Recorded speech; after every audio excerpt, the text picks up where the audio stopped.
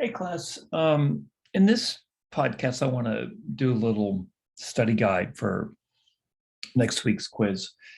Um, the first thing I've got my screen. I'm doing a screen share where you can see my what I see.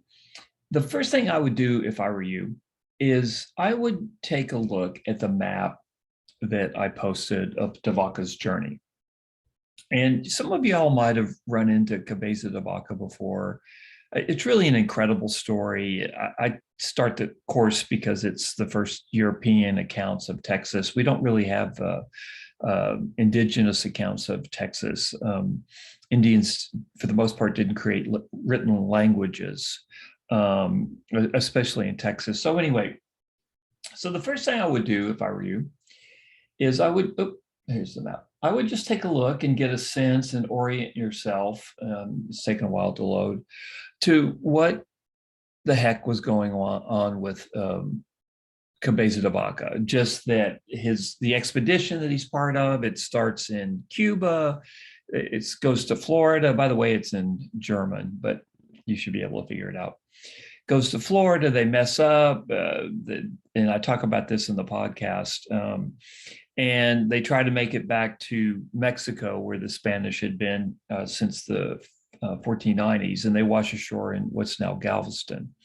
So just take a look at the map briefly, just to orient yourself in space into the story of de Vaca. One of the things I would say generally is, if I say something in the podcast and then you see it in the readings, go ahead and make note of that. I'm a big believer in repetition. Some students don't like that, but it doesn't really matter what you like or don't like in that regard.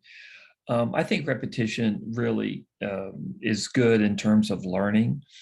And so if I repeat stuff, you should make note of the stuff I repeat. Okay, so take a look at the map first and note kind of the incredible journey. Starts Cuba into Florida, where they mess up, they get separated from their boats, the expedition that de Vaca's on, they make a run for it to Mexico, but they end up in Texas. De Vaca is in Texas about 6 or 7 years. He trades with other Indian groups. He's kind of a diplomat with the Karankawa. This is the Indian group that he runs into. He's kind of a representative for the Karankawa.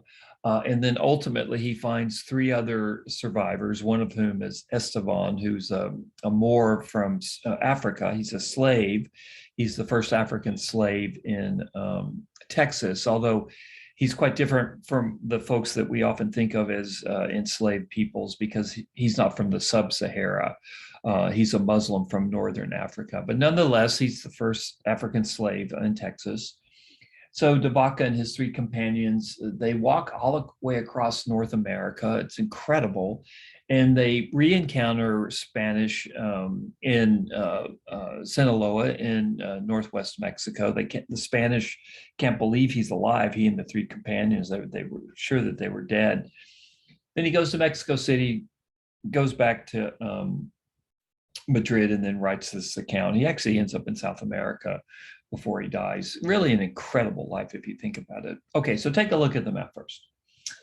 Now, the second thing I want to share is, I'll stop share. There I am. And I'm going to go back to this. I'm going to share. And what I have up here is the what I call the review sheet, which is part of the module. And what I think is really important about that review sheet is the 3rd section, which I've highlighted in green here. That's what I would focus on if I were you for the quiz on Tuesday. And what you want to do is you want to read, you want to listen to the podcast. They give you the general context of the story, who de Vaca is and what the overall story is. I would take a look at the films, the short little clips from Frank de la Teja at Texas State. He also gives you a good background into de Vaca and the significance of de Vaca. They're very short. I think they're easy to digest. Um, then I would go ahead and I would take a look at the sections on the Caddo and the Karankawan. Now, the Caddo don't have anything to do with Devaka. I just want you to know about them. They're the Indian group that were probably the Indian group that created probably the most sophisticated society in Texas. And of course, there's no Texas at this point. They were the only Indian group that didn't wander around during the year. They managed to stay in one place because they could create a food supply. The other Indian groups that we studied, we'll study this semester, except for the Cherokee, traveled around during the year hunting, looking for better hunting grounds. So the Caddo, take a look at them, but more importantly for Devaka, look at the Karankawa, because that's the Indian group that Devaka ends up with. Now, just a quick note, I've said this a couple of times, but as I said, I'm a big believer in repetition. There's tons of Indian groups in Texas during this period, what we now call Texas, but I'm not going to ask you to memorize them. I could really drive you insane if I wanted to. That's the trick about teaching this kind of a course. You want to give students some basic information, but you don't want to drown them in too much information. Or anyway, that's my philosophy. Okay, so read about the Caddo, know what's distinctive about them, but vis-a-vis Devaka, look at the Karankawa, because that's who he washes up. When he washes up into Galveston, that's the Indian group that he finds himself with. Now, in number 3, there are some things I want to point to. Look and see how did the Karankawa, Devaka didn't have a name for them. We later called them Karankawa. How did the Karankawa treat the Spanish? Were they hostile? Did they try to kill them? What happens when the Spanish do like Tom Hanks did in Castaway? Remember, he tries to get off the island he's on and the waves push him back. Will the Spanish do something similar? How do the Indians feel about the Spanish initially? Do they feel sorry for them? Do they pity them? Do they want to kill them? It should be pretty clear, but that's the kind of thing I want you to look for. One very specific thing that I want you to look for is, what do the Spanish call what we now call Galveston Island? They have a name for it. So that's a specific thing that I want you to know. It's a specific fact, and look for it. What's the name that the Spanish gave Galveston Island? When I talk about the Spanish calling themselves Christian, I just want you to realize that they were militant Christians. They were actually militant Roman Catholics. The Spanish had just defeated the Moors in Spain. They had just driven them out of Spain. And so the Spanish are militant Roman Catholics, and part of what they're doing, besides looking for mineral wealth and territory in the New World, they do want to convert Indian groups in the New World. And partially in calling themselves Christian, the Spanish, they think that they're the top civilization on earth, and they think the Indian groups are lower than low. Because they're not Christian at all. They don't know about Christ. They don't, have no idea about Christianity. And that's one of the interesting things about Devaka. He gains a lot of respect for Indian groups in North America, which a lot of Spanish never did. They always despised Indian groups. But Devaka, much to his credit, ended up respecting the Indians that he encountered a great deal. There's this very dramatic scene where Devaka talks about Spaniards cannibalizing each other, and he also names names, which is pretty incredible. I think I talk about that in the podcast. Think about being a family member of one of those guys, and then Cabeza de Vaca writes about that in his official report to the king. It'd be humiliating for your family. And you know what? 500 years later, we know those guys' names. De Vaca didn't have to do that, but he did. But anyway, what's the reaction of the Karankawa when the Spanish start cannibalizing each other? Were they okay with it? Were they horrified by it? I talked about De Vaca's respect for the Indians, and I just want you to know his general respect for the Indian groups that he encountered. Look for the family traditions or the society, family society. De Vaca talks about that family structure among the Karankawa. What is the reaction of the Spanish that De Vaca encounters? This is towards the end of the reading. Devaka is really shocked when he encounters his fellow Spaniards, which he'd been trying to do for 7 years.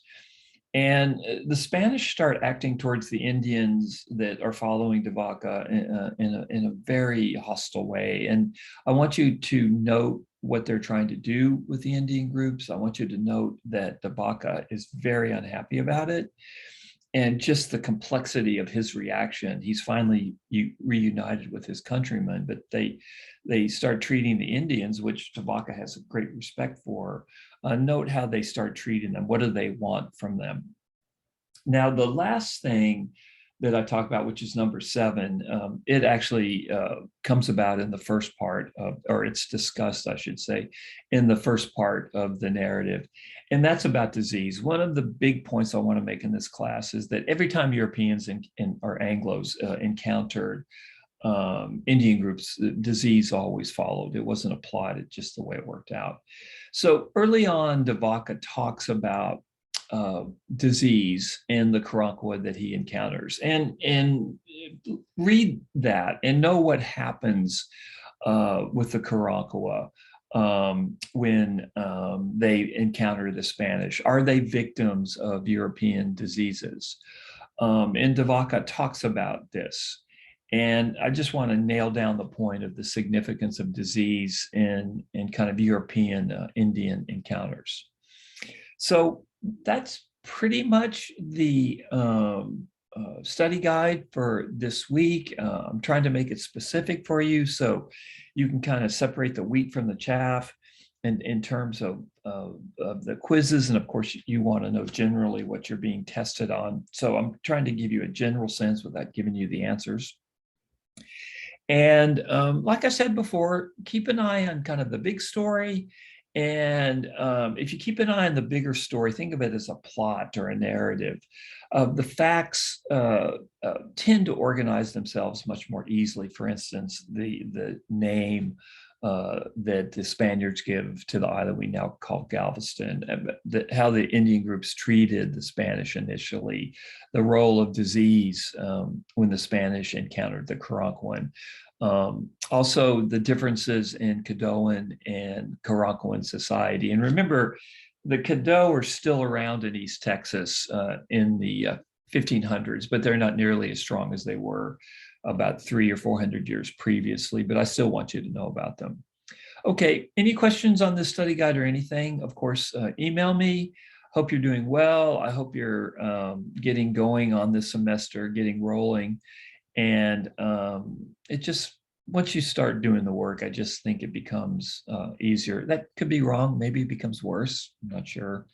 But at least you know what you're facing. So I think that's something. Anyway, have a nice weekend and be in touch if necessary.